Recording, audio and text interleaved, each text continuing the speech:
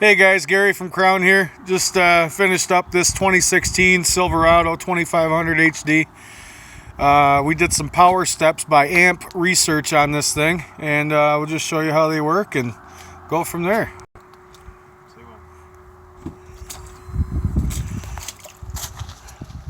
So you can't really see it because it's daytime out, but there's LEDs underneath on the rocker panels as well.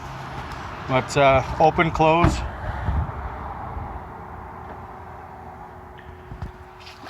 Now you see it, now you don't.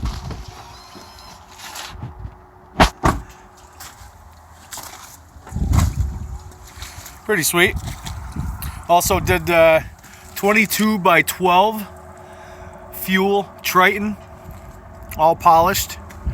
And we did the Nitto Ridge Grappler 285/50/22. Come get you some.